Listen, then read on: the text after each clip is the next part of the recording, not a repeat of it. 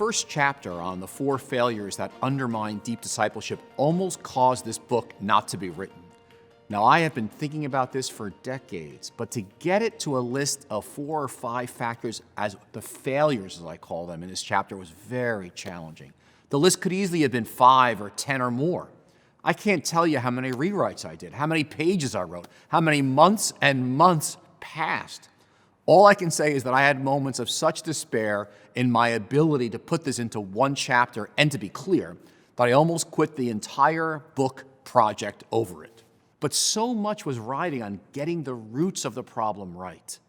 Because apart from a clear understanding of the depth of the problem, we will not stick with the long-term solution required to fully address the failures spreading throughout the whole ecosystem of what we call church culture.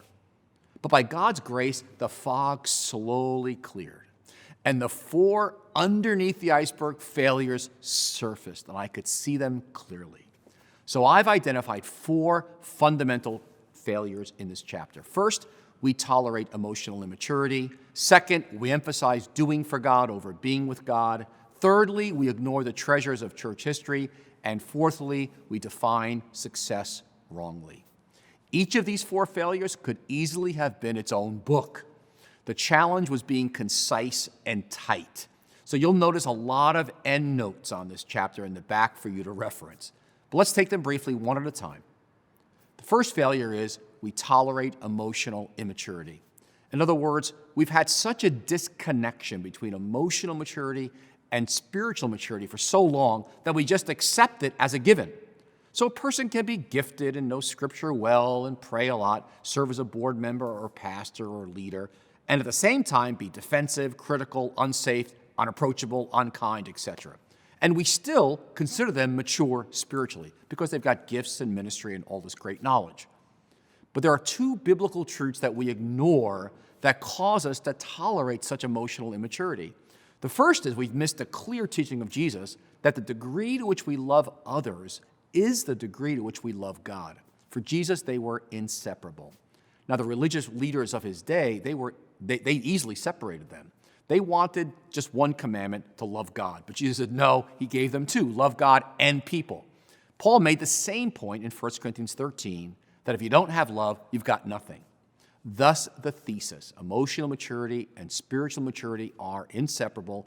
It's not possible to be spiritually mature while remaining emotionally immature. Now, the second big spiritual truth that we ignore, which causes us to ignore emotional maturity, is that we forget that we're made in God's image. And I remember going back early to one of my Old Testament professors about how did I get into this mess of being a pastor for years, and yet I had all these gaps in my discipleship. And he shared with me that in Genesis 1, when God says we're made in God's image, he's referring to the fact that we're human beings. And that image has different aspects to it. It has a physical aspect, emotional aspect, a social aspect, a spiritual aspect, an intellectual aspect.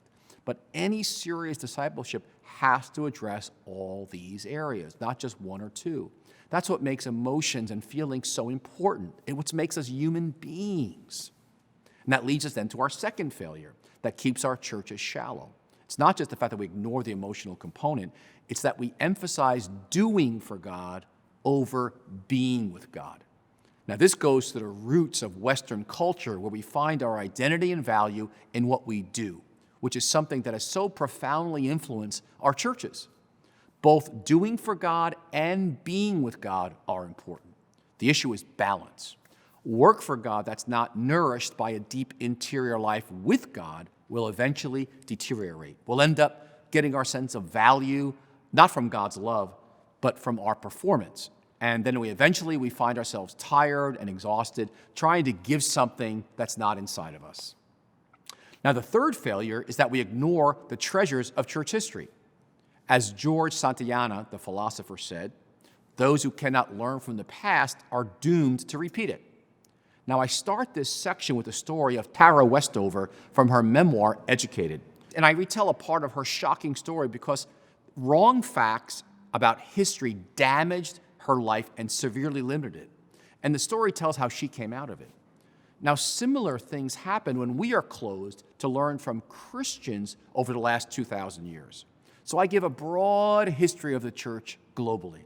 and as we're one stream within the larger river of God. And I talk about the three main branches of the church: Roman Catholic, Orthodox, and Protestant, and why it's so important that we learn from each other, as each stream has strengths and weaknesses. And we do that in such a way that we still affirm our particular stream. And this leads us then to the fourth big failure of why we have such shallow discipleship in our churches, and that is that we define success wrongly. Instead of measuring success by numbers, things like increases in giving and attendance in small groups or those serving in ministry, in emotionally healthy discipleship, we redefine success as becoming the person God calls you to become and doing what God calls you to do in His way and according to His timetable. The problem is that when you define success wrongly, our best energies get invested in things like creating cutting-edge weekend services so people attend, or cultivating our name out there, or preparing great messages. Little then is left over for discipleship, our own or that of other people, especially since discipleship produces what appears to be such a small, slow return. So don't be surprised if you need extra time to discuss this chapter. Each of these four failures is very large, with far-reaching implications for the kind of church cultures that we are building. But they form the basis of all that will follow as we get into the 7 marks of a church culture that deeply changes lives, which really forms the heart of the book.